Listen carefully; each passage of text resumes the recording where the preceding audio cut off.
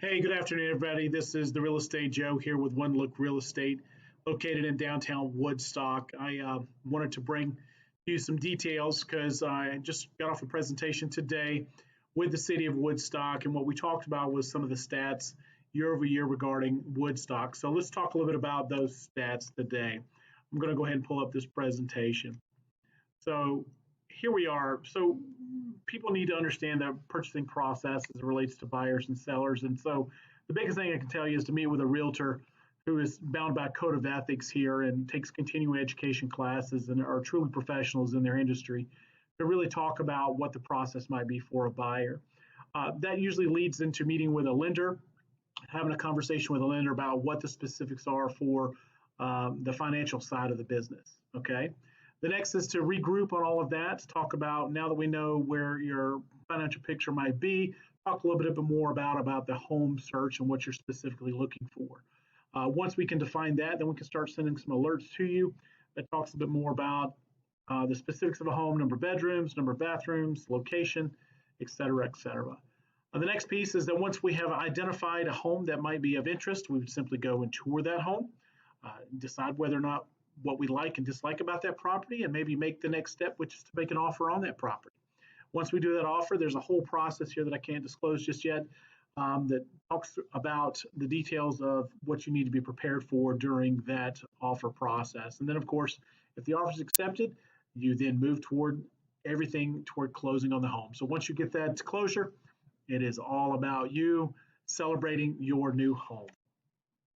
Next, there are types of homes here located in downtown Woodstock or in the Woodstock area, 30188 to be specific.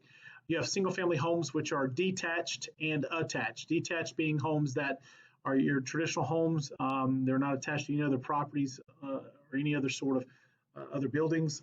Okay, and then there's the ones called townhomes or condominiums, which are usually attached single family residences. Okay. Just want to remind you here that the City of Woodstock was elected by Homes.com in 2021 as the #3 best place to move in the United States. And with that article, as it's listed here, it was one of the best suburbs. It identifies the median square footage of 2,128 square feet and the average yard size being 0.238 acres, which means it's good for pets, it's good for flowers and outdoor activities, etc. Well, let's look at the 30188 year-over-year stats last year versus this year. The average sales price of all types of properties is $447,196. That is up. I think that's pretty common in this Georgia state. You're starting to see a lot of property values going up, sometimes double digits increase over the year before. So the average price per square foot in Woodstock is $208 per square foot. Most homes are getting anywhere in the area of 102.6% of their original list price, and most properties are seeing an average of 33 showings. Some get more, some get less, but in the end, 33 showings walk through the door. So it's a very competitive market here in the Woodstock market. So let's talk about the average time on market. Most detached homes spend about 17 days on market before they go under contract. Most attached homes, such as condos and townhomes, are about 31 days. But when you combine both of those, it's still approximately half a month of inventory. So months of inventory means, is it a buyer's market? Is it a seller's market? Is it a stable market? And in this case, it is very much a seller's market. So people like to ask me, are we currently in a bubble? Okay, and one thing I want to point out here is an article by Sean Tully in Fortune magazine that came out on the 14th of this month. Here it is April, and it's talking about what makes a bubble.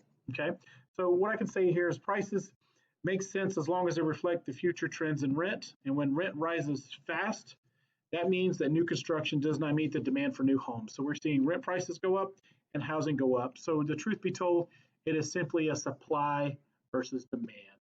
So what does that cause? Well, there's a lot of reasons to cause for that, but it's really simple, supply and demand. So if you've got questions about these specific topics, these ideas, concerned about 2007, 2008, well, don't be fooled, okay?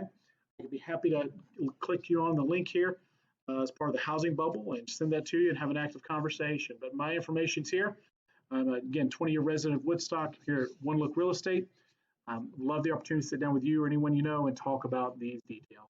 Hope you have a fantastic day. Take care.